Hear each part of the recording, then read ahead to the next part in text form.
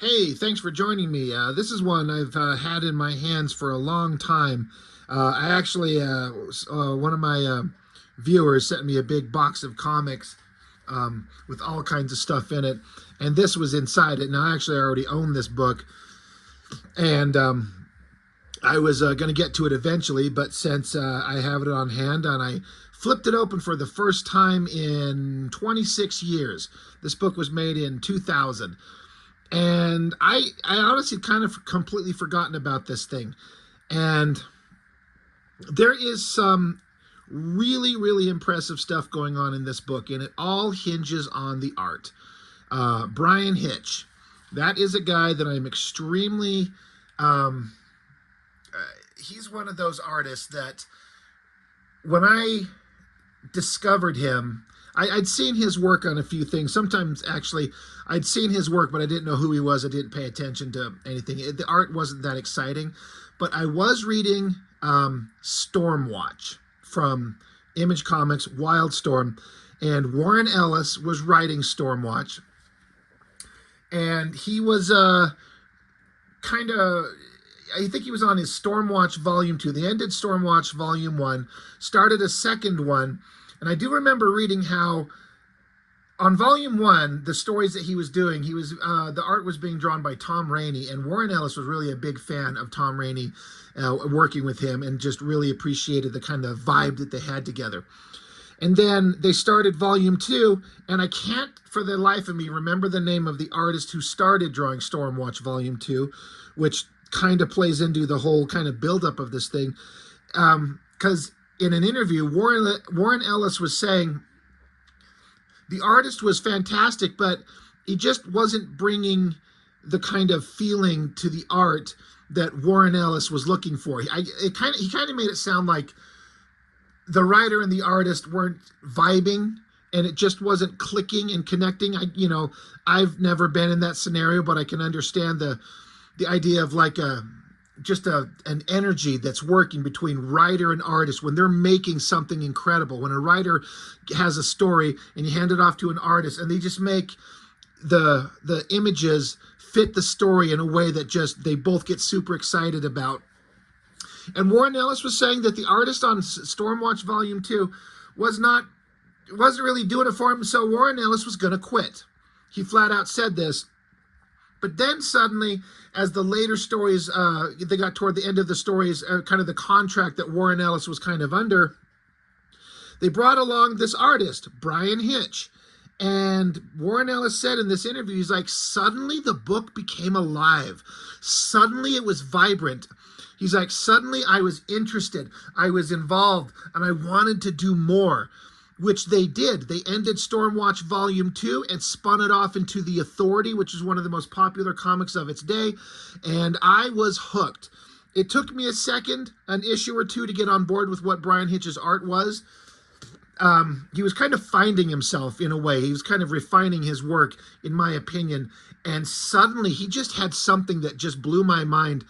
I couldn't believe how much I loved it. So, and I did look it up. Warren Ellis did the Stormwatch run and then Authority, and for some reason I had it in my head that this book came after the Ultimates, which it did not. This is before the Ultimates. So he went from the Authority, did Stormwatch, then he did Authority, then he did this, and then he went over and did Ultimates. And looking at the art, I can see this is kind of the way his art looked in the era for coming right out of The Authority. And it makes sense. The Authority was a book about a team of superheroes, basically kind of like gods affecting world situations in a way that kind of I'd never seen in comics before. And so it makes sense for Bryan Hitch to bring his widescreen art, which is how I've heard it described before, widescreen art, to the Justice League. I mean, is there a more epic, prominent team of superheroes? I mean, you have to have the JLA up there. And there is art in this thing that is just mind-blowing, that an artist can conceive of how to do this. And kind of the most impressive stuff is right at the beginning, and you'll see it as we get into it. I did read this And it made me stop and wonder if I ever actually read this thing back 26 years ago when it came out. I don't know that I did. The story's actually kind of fine. Mark Waid wrote it.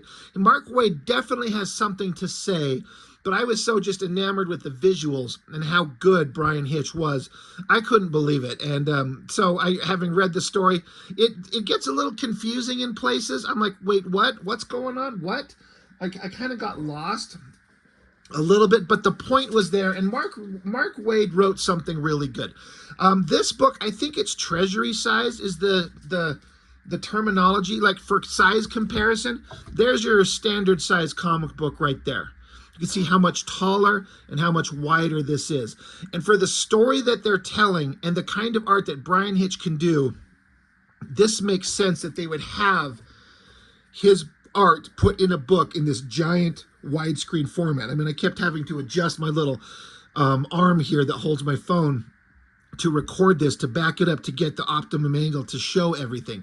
So this is a double cover, front and back like that. You got the team. It's pretty awesome. But getting into the story. Now, anybody who watches my channel, you know that I'm not a huge DC guy. I don't read much of their stories, but I am a guy that I love Superman. I love Batman. I've grown to really appreciate Wonder Woman, and I respect all the other characters: Green Lantern, Aquaman, Flash, Martian Manhunter, I guess Steel too. I mean, maybe, but the basics, the main proper heroes, like the Trinity of DC: Batman, Superman, Wonder Woman. How can you not just love those characters? And Mark Waid writes them with I feel like a serious kind of love and affinity for the characters. And he writes this team. This is one thing that I thought was interesting coming off of Authority with Bryan Hitch, where the characters are kind of a little bit more mean-spirited. Now you have Bryan Hitch drawing a story by Mark Waid, and Mark Waid writes these characters as true, noble superheroes. And that can be hard to do, but I like it. I like good guys being good guys, and some characters always should just be good guys. I don't want to see a dark, nihilistic version of Superman, for God's sakes. I can get that anywhere else. So writer, Mark Waid, Bryan Hitch, penciler, Paul Neary inks, Laura Dupuy, I think that's how you say her name, I hope. Coloring, it's fantastic. So it starts out with kind of a simple little, weird little superheroic adventure. You got, what is it, the Atom? Shrunk down, and he's doing some kind of like vaccination on the DNA level inside John Jones for some reason. They talk about what they're doing. You could probably actually pause it and read it if you wanted to, but they're just kind of like doing everyday superhero shit. They're on, I guess the JLA has a moon base, and so the Atom is kind of trying to, he's finishing up, but suddenly he kind of gets an emergency message that he can't decipher, because it was such kind of a panicked call. He's like, wait, hold on, calm down, we got to get in sync, what's going on? So the Atom comes out, and there's John Jones, and they're like, dude, hold on, you're shaking, you're freaking out, what's going on? And you know, Manhunter here says, I wasn't moving because we're experiencing an earthquake. So something is shaking the team. So we flip it over. Now here we get a shot of the superheroes. Now they are doing a visual thing here that I don't know if it's going to come through on the camera, but because there's an earthquake, something shaking, something vibrating, they put kind of like it's kind of like they took the art and slightly duplicated it and set it offset to give the sense of vibration and moving. I get it. I don't think it's necessary, and I don't think it works. It makes it look out of focus. Like I feel like my eyes are not focusing, like I need to put my glasses on.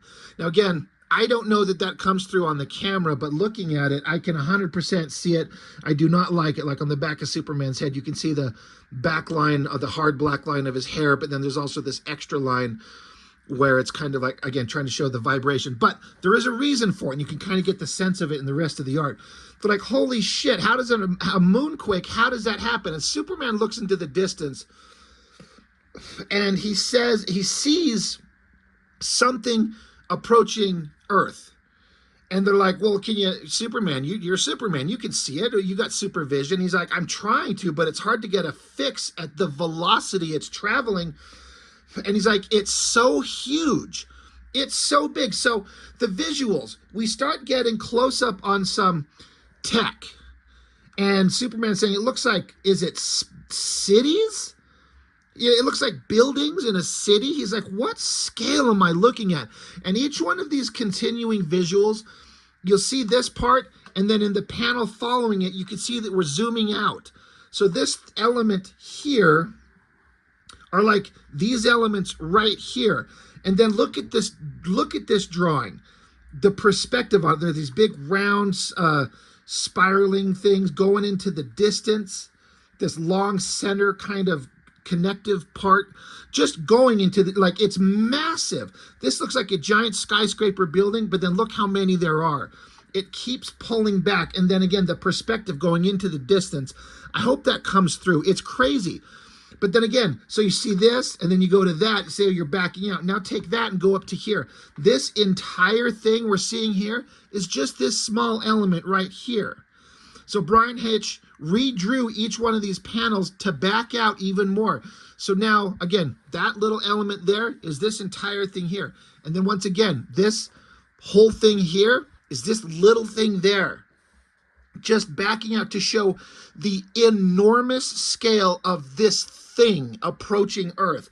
This is the moon. I guess this giant erect shadow silhouette cock is the Justice League headquarters, I guess. I don't know. I've never seen what the Justice League's headquarters. They have a moon base. Is that what it is? But just to show this giant thing passing over the moon, approaching Earth, and then here's all this tech. Now, how long would it take to draw all of this? I have no idea. And I would love to know what size of paper this is drawn on, because the dimensions are not kind of the standard 11 by 17 artboard that most comic art is drawn on. So I'm actually kind of curious as to the dimensions of this. But you back out, and then this next double page spread is one of the most impressive pieces of art I have ever seen, just from a technical standpoint of how the hell do you draw that. This whole thing right up here is all the stuff that we were looking at on the previous pages. We have scaled back, and for a sense of scale, there is the planet Earth right there, and it's actually got a spike skewering it. It's been stabbed through the planet, and this massive alien construct is taking Earth and running away with it. It is stealing it. So physics aside, I look at this. How do you even conceive of drawing this? It feels like it's kind of set at a basic 1-point perspective. And so you just have to get your perspective lines going. And then it's just a bunch of tech that you just kind of have to follow your perspective lines and just start adding little bumps and notches and stuff. And then obviously you have to know the tricky part that I don't really know how to do, because I like to draw, obviously. But like doing a perspective, but then doing something that's circular and keeping these circle elements in proper perspective as you go into the distance. But just like, if I bring it up close, like, look at the line work in this thing. I can't imagine how long this must have taken. And I bet the original art looks incredible. I can't imagine how anybody could look at this and just not be blown away by, like, what the hell, what? It's just one of the most impressive things I've ever seen. And there's a lot of great art in this thing and a lot of really beautiful stuff going on. But in terms of visual impact, this is the pinnacle of everything. That's just mind-blowing to me. But the point is, some unbelievably massive alien construct is stealing the planet Earth. And so we get this shot of the JLA. And again, they're doing that blurring motion effect. Again, I wonder if it's coming through. There's some vibration things going on back here. I don't like it. It doesn't work. But they're all kind of like, holy shit. Like, they literally say it's stealing the Earth. I have to say, that is a well-drawn face of Superman, but the expression kind of sucks. It's kind of weird. I don't feel like the expression's right. It also kind of goes with, I don't like that face on Superman there. He's got kind of like big rabbit teeth up front. it's a little goofy. Bryan Hitch had some goofy stuff that he did. I mean, his ability to do all this incredible stuff obviously is impressive, but you know, there's some kind of goofy things going on in faces. But that's still a pretty impressive shot. The lighting and the coloring is amazing. It's just holy shit. But the JLA, they just watched Earth get stabbed and run off with. And so the text kind of gets into each one of their mindsets as they think about what they're just witnessing. It says Superman can race a speeding photon to its target. He had no time to react. Green Lantern listens for the sound of an alarm clock, like perhaps he's having a nightmare, like I'm dreaming. Plastic Man lives in his own pliable reality. It doesn't stretch this far. The Atom is a brilliant scientist. He has just watched the laws of astrophysics shatter. He's like, how? How? Martian Manhunter, last of his race, gasps at the thought of losing a second home. So I like how it gets into their thoughts and kind of feelings, each individually, as to what the hell they're just witnessing. You know, Wonder Woman has experienced firsthand the feats of the greatest gods of myth. They pale. Aquaman drowns in shock. I feel like that's a little cheesy. Like, I get it. Aquaman drowns in shock. And the Flash moves. And so he takes off super quick. He's going to go. I like that he's like, all right, no one can move as fast as me except maybe Superman.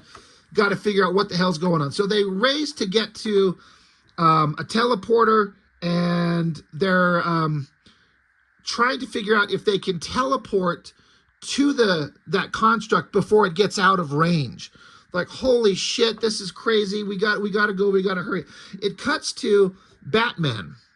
He's in Gotham. There's this like decayed body, and he's looking at it with Gordon, and they're kind of they're under the impression, because there's an umbrella with it, that the Penguin has murdered this person. So there is there's a mystery that he's going to have to solve. But while he's doing that, Batman's like, all right, you keep working on that. I'm going to figure out why there was a rumbling on the ground a minute ago. So the aliens have obviously like preserved Earth. Like, there's no way you could stab a celestial body like that and run away with it without shattering it or blowing it up. It doesn't work. But the alien tech is keeping the planet alive, and gravity working, and temperatures and tidal forces and all that type of stuff. So all people felt was kind of a weird rumbling, you know, to explain how you know, eliminate the entirety of the human race. But Batman's like, I felt something rumbling. And then other members of the JLA, like, some of the members got back to Earth to kind of help settle and help the people of Earth so they don't panic and freak out. So that's what's going on here. The JLA is on the job trying to like keep people calm, but they're like, how can we keep people calm when they look up into the sky and they see this giant thing hovering above them? It's going to screw with their mindsets. Like, no one can process this. This is unbelievable. Meanwhile, Superman and Aquaman and Wonder Woman, they're trying to see if they can't stop this thing that's taking them. They're trying to move it. They're trying to budget. They're just trying to solve the problem. Again, you got crazy art from Bryan Hitch showing a sense of scale on everything. And then they go into this whole other room. And then again, look at this crazy sense of detail. It's like a vast super city. And they get a mental connection from, I think, Martian Manhunter. He sees everything, and then he kind of projects the images to the JLA, and it's so overwhelming. They're like, it's too much for all of them. They're like, we have to stop projecting this. There's so much visual information we're getting. It's too much. So they're just trying to keep everything together. They're trying to solve the mystery. It doesn't make sense to them. They're going to bring Batman on board. They're like, Batman, we need you to kind of coordinate everything on Earth with the JLA because you know how to handle tasks. They're like, yeah, the Flash here is saying they need somebody to coordinate relief efforts on Earth. And so Flash says, suggesting that one of us stay behind and coordinate non-JLAers in a peacekeeping effort. Someone who's used to barking orders, someone intimidating. Oh, and it's got to be somebody who's good at bossing around both the leader of the Titans and one of the Young Justice kids too. Who should we pick? So I like that Flash is like, Batman, a world coordination effort is your job, dude. And Batman's like, all right, fine. He does it. So Batman goes off to coordinate things on Earth. So the JLA, they kind of get back together, they regroup, and they look up in the sky, and they see that this alien device has stolen countless planets. You can see them here. They're just worlds in kind of a collected circular pattern, just into the distance. And they're like, they've captured Earth, and this thing has how many planets? Like, so again, to give a sense of scale and scariness and drama, it's pretty impressive. It's pretty shocking. But then they suddenly get attacked. This red shape comes after them. They're like, holy shit, what the hell was that thing? And Manhunter says it's fear wrapped in malevolence. And he says, it didn't even notice me. So intent was it on its mission of attack. So they get into this whole, like, now there's like life forms of different types. I think life forms from some of these other planets trying to stop this giant device that's here. And so they're trying to see what the hell, like, they're just trying to play catch up. They're trying to figure out what the hell is going on. It doesn't make any sense to them. And it makes sense. It's something at this size, at this scale. It's just unbelievable. It's just off the scale crazy. So these these things holding the planets together, the devices that are holding them in place are getting shattered. And but then the gravity forces from the planets are going to start pulling the planetoid bodies into each other. So they're like, well, we can't do that. We have to stop these things from destroying the things that are holding the planets together. It's just all so overwhelming. And eventually, we're going to get to a big point about this whole book that we're going to get to eventually. Now, this is a 70-page book, 72 pages. It's massive, and it's pretty awesome. But ultimately, what the point of this thing is going to get to is it starts talking about faith and belief, hence the name Heaven's Ladder. And I was kind of surprised at that. It's kind of an interesting kind of theological take that I think doesn't get addressed much in superhero comics, or if it does, it doesn't come up too often. But when this giant alien device is taking planetoid bodies away, you can't help but start wondering about the meaning of life, and are we going to die, and what's after that? That is something that it's going to get into shortly. But yeah, the parts of this construct are getting ripped apart. But eventually the attackers are retreating. Wonder Woman's like, the attackers are retreating. So they're like, all right, well, what the hell's going on? We can't keep track of everything if we don't know everything that's going on. Who are all the players here that are on the board? Like, this is hard for us to keep track of. So Aquaman, he finds that there's this big object, this round thing here. It's all water. And so Aquaman dives into it. And he's like, well, John Jones is in there. And Aquaman's like, I'll get him. The rest of you keep an eye out. So he dives into it. And Aquaman's like, wait, this liquid, this isn't like water. It's alive. And he thinks about it. And this water, he says, it's alive. It's our captors. This water, this liquid is them. This is the people. This is the creatures that captured us. So Batman is, of course, listening into everything.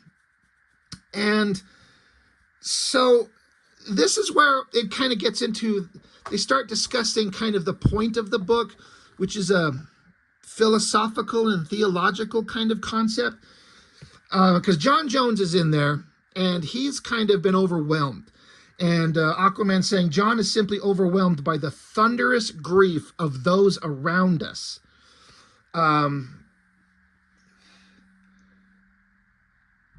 Yeah, it says John Jones is kind of coming together. He's like, look, I'm sorry. The damage wrought by the attackers went far beyond the destruction of machinery. in defending it, 3 of the aliens lost their lives. So I'm guessing that he's talking about this liquid life form. 3 of them lost their lives. They show kind of some of them falling to, they're dead. They're not liquid anymore. And so Wonder Woman's like, they're afraid. He says that because they're undefended, are they strangers to combat? And they're like, no, these aliens are strangers to death. It says, for the first time, these ancient beings have been brutally reminded of their mortality in the face of inevitable non-existence. Their entire species is locked in the terror of the unknown. So this race has never had to deal with death. So it's an interesting concept. How do you have an ancient godlike being and have no idea what death is, and their entire species is afraid of it? They're scared of it. So they kind of keep talking. You got the Flash here. He's like, well, sure, and comfort doesn't come easy in this situation. Do they have a spirituality that they can turn to for consolation? Surely out of a whole species, some of them believe in a life after death. And they continue talking. I don't know if it's John that's talking or Aquaman. He says, that's what makes them unique, Flash. That's what the machines are for. That's what all of this is for. They want to go to heaven. If they want to go to heaven, they have to build it first. And Plastic Man, he can't handle this. He's like, all right, I knew hanging out with you guys would give me an aneurysm sooner or later. So they keep talking back and forth about, what does this mean? What does this mean for these aliens, and what are they doing, and why are they doing it? Aquaman's there. He's still in the liquid. And he's like, Aquaman says, I was breathing them in. I can feel the presence of one of them inside me. They're like, well, can you communicate with it? Aquaman's like, I think it's a matter of diving into that shared consciousness and swimming the mind stream. And so Aquaman, now that he's kind of in the liquid and he's kind of communicating mentally with them, he's like, you know what?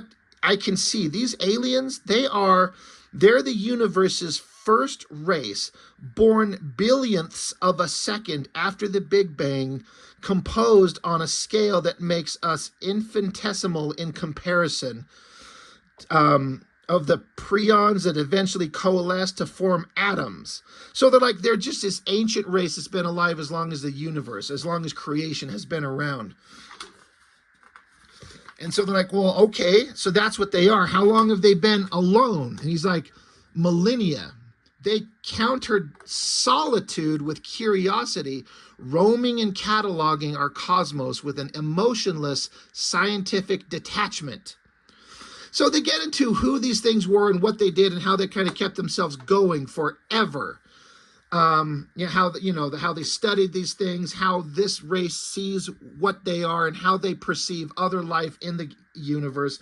So they talk on at length about what these things are, and it gets into kind of a lot of heavy stuff about what this could mean. It's pretty deep stuff for a comic book. I mean, I got to give it to Mark Waid. He's got some really heavy ideas in this book. But they're saying that this race has reached the peak of their intellectual evolution. Their life cycle has come to an end. As we measure time, they have, I'm sad to report, less than a day remaining to them. And for the first time ever, they are faced with the unknowable, and they are terribly afraid. For contemplating an afterlife is a pure and utter matter of faith, and as creatures of pure science, faith seems to be a concept completely beyond them. Knowing, however, that few other cultures share that shortcoming, they hatched a plan using others' beliefs as their raw material for their salvation. Millions of years ago, they seeded these captive worlds with sleeper agents disguised to infiltrate each culture and master its predominant concept of the hereafter. So the Green Lantern's like, well, what are they looking for? The blueprints to the afterlife and an understanding? They're like, yeah, almost exactly.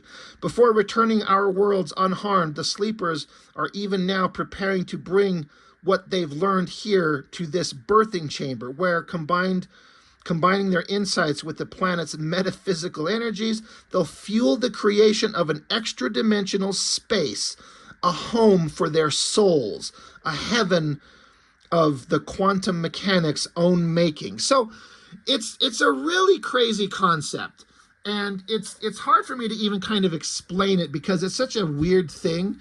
And but what happens from there is that eventually, talking about this ancient alien race and how they have no concept of the afterlife, and this race is scared for its own existence, all the members start talking about what their thoughts are on what comes after death. What is the world beyond the one that they have?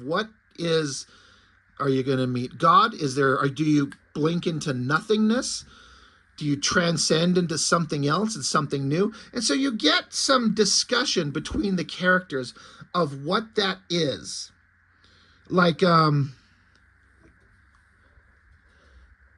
like Flash is here with Aquaman. Flash is saying, I kind of think of it as a Valhalla, I guess, a place where speedsters become part of an energy field which powers those who quite literally follow in their footsteps.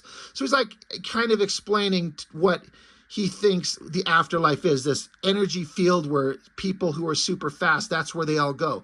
And so Flash asks, so he's like, and Atlanteans, what's their theology, if you don't mind my asking? Aquaman says, that's right, you're a landwalker, you'll never know. In death, we become one with the inky depths of the ocean. Below the knowledge of light, we float forever, wide and weightless, a silent witness to the dark above, a sea-soaked sandscape older than time.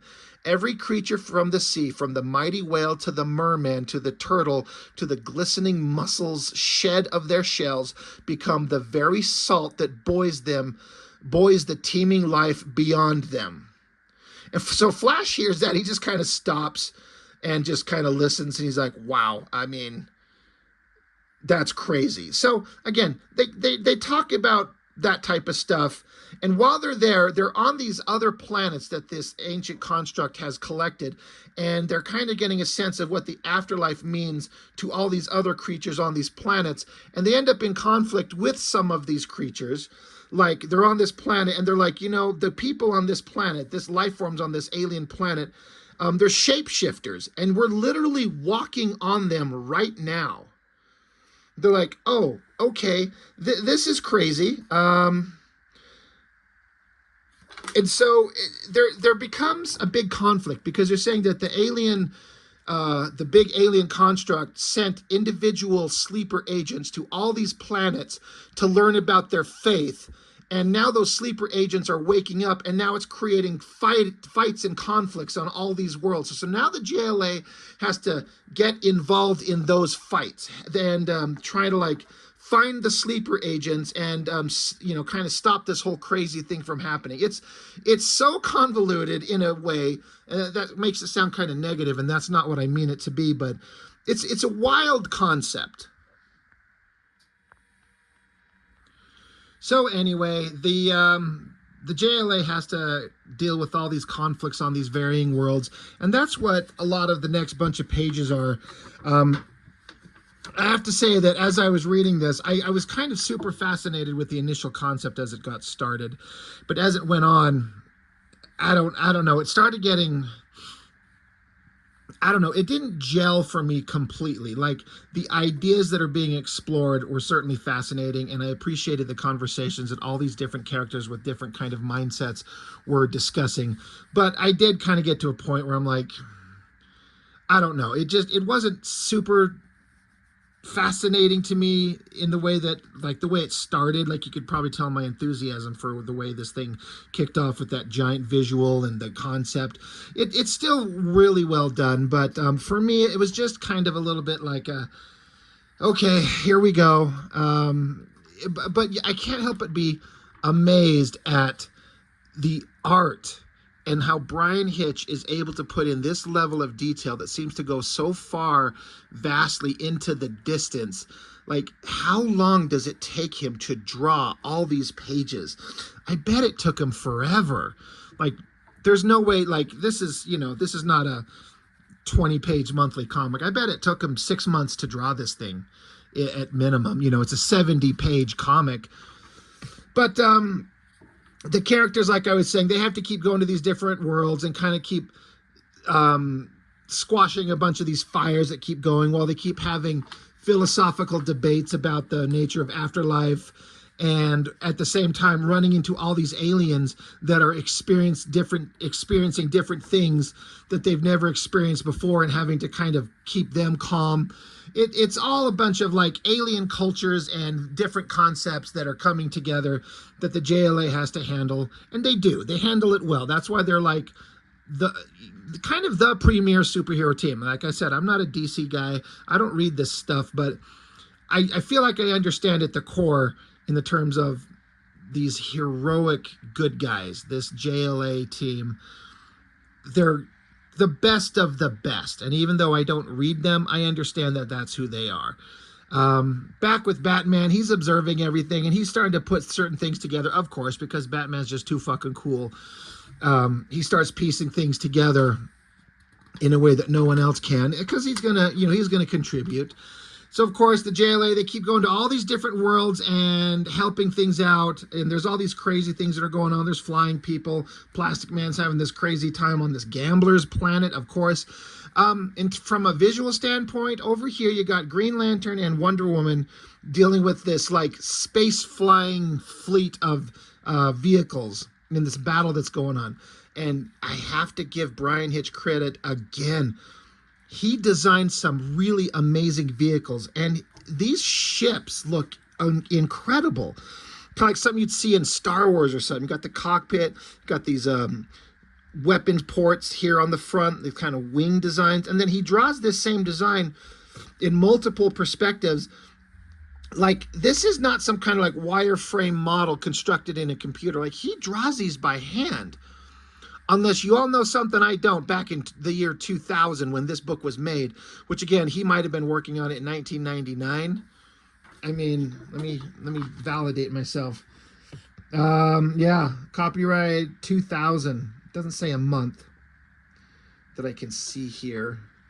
But it doesn't matter. I bet it took him forever. But to be able to draw vehicles like this and have this big epic space battle. And so you get this just giant, again, kind of Star Wars-like space battle with Green Lantern and Wonder Woman out here trying to stop all of this stuff. Great laser blast shots. You know, one of these ships comes rocketing down towards this planet. Look at the level of detail in this cityscape. That is not just a bunch of rectangle shapes in simple one-point perspective. Like, all these various shapes and buildings, like, how long would that take to draw? The inker must have just been going out of his mind putting all this detail in there. But I guess if you're an artist and you take your craft seriously and you're giving enough time to put in the effort that's required, you'll do what you need to do to make the most beautiful kind of art that you can. And I respect that. So yeah, Wonder Woman taking down these vehicles, crashes one on the planet. You know, all these characters get their moment to shine. Wonder Woman comes crawling out of the fires. That's a pretty awesome shot right there. Again, this perspective on these alien worlds and these buildings and the vastness of it. It just goes on forever. It's shockingly hyper detailed. I don't conceive of how someone could do this on such a consistent level. I mean, I know I've seen art in comics where artists do this type of stuff, but Bryan Hitch puts in kind of a level to the craft that it's kind of unmatched in a lot of ways. Another weird part of this one, Superman and the Atom, they go to some weird alternate world where they are, I had to like kind of reread this kind of go back over. I'm like, wait, what? On this world, I guess these beings live in 5 dimensions. So Superman, they are only in like, they say how they're only in 3 dimensions, but they're still flat. Like they're literally like on pieces of paper, like with tape across them. That's what Superman and the Atom are. They're flat, kind of with this dot texture, like they're printed on paper. I'm like, what? This is some weird, alternate, weird, strange world. But Superman finds a way to like take his flat 2-dimensional self and go through this distortion port and come out as a fully realized three-dimensional being again to get back into the fight. That's one of the elements about this story is all these various worlds that these characters are on, they are faced with crazy, difficult tasks that they have to get really creative with to fix. And just showing just how great the JLA actually is. So that's a wild one that they go through here. It's just strange. And the story just kind of goes on and on as they keep tackling all these various worlds, solving all these problems, working together as a team. I love this shot of the Martian Manhunter, the anatomy, the muscular body, the heavy shadows, the eye lasers, he's welding something together. That shot is fantastic. Batman, of course, is still piecing things together because he's just such an unbelievable badass. And again, they're just getting into more of like the aliens who've seeded all these worlds and what's going to go on and how do we solve this problem. And it gets really convoluted and kind of complicated. I don't understand it enough to explain it, so I'm just going to stop trying. Aliens are trying to create an afterlife, but all these worlds are fighting them. But then they kind of stop and like, well, wait, look at all these worlds that have been captured, all these planets. Look at the way that they're arranged. Does it look familiar? And so they look, we get a far in the distant shot of this alien construct, and it's like a DNA helix to give a sense of scale. It's like, oh, okay, that's something. It's crazy. The coloring's pretty damn fantastic. But then the aliens who constructed this thing, this is them, this is their world. They're these little liquid dots. This electricity is passing between them. They're like, oh, these aliens, they're all thinking on this vast scale. They're, you know, they're going to have to deal with these things. Eventually, it gets to a point where these ancient god beings who created this giant construct and are trying to create an afterlife, the JLA are talking to them, specifically Adam here. He's like, he's trying to basically appeal to them. He's like, he's trying to talk to them outwardly. He's like, please, since the beginning of time, you've known nothing but solitude. And I'm sure the concept of unity is frightening, but how much longer can you afford to be afraid of it? Don't deny us the honor of saving the oldest souls in the universe. Work with us. After all this conversation and all these things that have been going on, they're just trying to appeal to them because, like, we're trying to help save your lives and your souls, so to speak. And so these liquid beings form in the shape of Superman, and they're like, how can we not? And they kind of acknowledge, they say, clearly in our arrogance, we have been blind. We are humbled by your observation, Earthling, and we are sorry for the fear and tumult our actions have unleashed. There is still time to repair the damage we have wrought for the good of us all. Let us do so together. So in classic awesome fashion, the heroes have kind of made friends with what they thought were once their enemies, but now they can work together. But there are still all these various alien factions that are kind of working against them. So we get this big splash page of the JLA working with all these characters on all these planets to solve all these problems and just being badasses. But no matter where they go on every planet, there's something different, some, you know, kind of crazy conflict that they have to keep solving. So the JLA just has to keep trudging along, doing their best to fix things. So there's lots of action, you know, trying to fix everything while Batman is still solving things that no one else can piece together. So it's just lots of action shots, lots of fun. There's this crazy part here where they're fighting these beings made of light, and they can't punch them, they can't hit them, they can't affect them because they're just light, but somehow the light beings can punch them. So they're kind of losing for a minute. So the Flash is like, I've got an idea. So he starts vibrating. He's like, don't worry, when I'm vibrating, I can't be hurt by anything, I hope. So he tells the Martian Manhunter and Superman to shoot their eye beams through him. And when they do, their eye beams get broken up like a prism into various the elements of light and the various colors. And now that beam can hit these beings of light and affect them and stop them. So again, the JLA working as a team to solve problems. But they keep going on. It's problem after problem. There's secret agents that are kind of ruin everything. And they run into the one that is affecting everything in the worst way. And this is like a faction of these alien god creatures that doesn't want to be part of, they're not trying to be part of the solution. They're freaking out. And so he forms a giant naked man and says, how dare you? This abomination undermines everything we believe in, everything we have known. Even in our final moments, we are far better than this. You say you long for eternal life, and then you engineer suicide. You ask me to surrender everything I am, my very individuality, to some ethereal notion of, what is this word? Unanimity? Unanimity. God, that's a complicated word. Anyway, basically, we have to have the big, giant, bad guy version of the space gods. The little liquid blobs are the good guys, but this is like a manifestation of the bad guys, and he's freaking out. So now everything's blowing up and going crazy, and the JLA is like, you know what? We can only solve this one way, by standing together and being a bunch of badasses like we always are.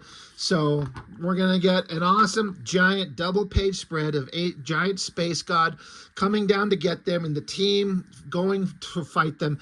This is where Bryan Hitch excels. Like the term widescreen comics, I don't know if there's anybody that does it better than him. To take the visual space that's available and put a character right up close to us here, but in the distance have a giant space god and all the heroes going towards him. Bryan Hitch still has some weird kind of anatomical figure structure things going on sometimes. This figure of Wonder Woman, like her big, thick kind of upper body and her kind of the weird shape of her lower half of her, it's completely works, but she's kind of oddly shaped. There's still some of that in there. But when you kind of consider everything else that he does, it's pretty dang spectacular. All the details as they fight this giant monster, and the team has to kind of keep piecing everything together. And eventually, of course, you know where this is going to go. They're going to, defeat this evil monster, but they're going to do it by convincing them that what they're doing, they're trying to help him and let him see the error of his ways. Like, we can help you. If you'll stop, if you'll work with us, let us show you what we're doing. You don't have to be afraid of this concept that you have no idea about, because this is a concept beyond your understanding, the idea of a leap of faith and things like that. So, the JLA just has to come together, and they literally have to like fall into this pool of light in a circle, holding hands. How can we show them that we can help them defeat this, that we can show them that we can help them to a better existence? And how do we do it? We lead by example. So hang on. So like super best friends, they hold hands together, dive into the light. And then, of course, everything kind of flashes, and it's going to work. And, who's talking here? I think it's Superman. He says there is a sense of nobility and wonder to the universe that cannot be cataloged or shared. They're saying these alien beings, they have journeyed billions of light years in search of answers, but because they've sailed in the solitude of egotism, you've got nowhere. You study us at arm's length, gathering data, but there is a sense of nobility and wonder to the universe that cannot be cataloged, only shared, and only realized when we create connections instead of barriers. Whatever it is that's eternal in the cosmos, whatever meaning it holds, when all is lost, we will find it not through isolation, but by standing together. So again, the JLA is holding their hands. So as I read this, there's kind of a sense to me of the ultimate resolution of the original Star Trek, the motion picture. For those of you who have seen that and remember the point, they had V'ger, this giant space machine, which I'm actually starting to wonder if this was some kind of that movie influenced the concept of this, because it's kind of similar at the end. But V'ger comes in search of the creator, and they basically kind of piece together in the Star Trek the motion picture that this giant machine, which had a task of learn all that can be learned and return it to the source, mean where it came from. So it has to return to the creator. But this giant machine has all knowledge, but no feeling, no emotion. There's that scene when Spock understands everything, and he holds Kirk's hands, and he says, this simple feeling, right here is beyond V'ger's understanding. Like the idea of like holding a friend's hand, trusting, believing, having faith in something that can't be cataloged in a kind of a data gathering sense. You can gather all the data, but that doesn't answer any of the real interesting questions about the kind of nature of existence and finding meaning in life. You could just be alive and going through the motions, but you have to find joy. You have to make a leap of faith with a sense of wonder and trust and believe and find joy and find spiritual meaning. That's what was kind of going on in the Star Trek movie. That concept has been covered in lots of stories, and I feel like that's what's going on here. And the JLA being so fucking awesome, you could see the face of the giant space god that they were fighting erupting in light, and he's got a sense of, he's smiling. He gets it. He found what they were missing, and they're not afraid of the impending doom of the universe.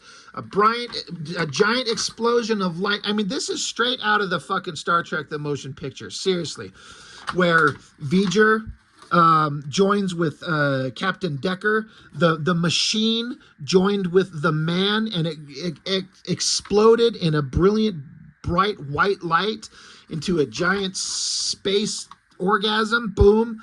And this machine found meaning, and therefore the threat is over. And the meaning was brought to this machine by the feelings and thoughts and hopes and the ability to make a leap of faith from living beings, humans and other creatures. I didn't put that together until just right now, but I feel like this is kind of a similar theme that was covered in that Star Trek movie. And fucking this scene right here almost happened exactly in that Star Trek movie, where after that bright, brilliant light, then there's the glint of the sun in the distance, and you see Earth. The only difference is that out of the light came the Enterprise. So it ends with the JLA back on Earth. Everything got reset. Of course, everything just goes back to normal. Earth is placed back where it was, and they're all standing around like, holy shit, we're not dead. And they're looking around, and John Jones, he's like, Arthur, I almost called him Namor, Aquaman, he's like, why can I not stop smiling? And Manhunter says, you're not alone. There is not a sentient being in the galaxy who isn't experiencing a brief moment of transcendent bliss, a parting gift from the mechanics, which is what they called those creatures.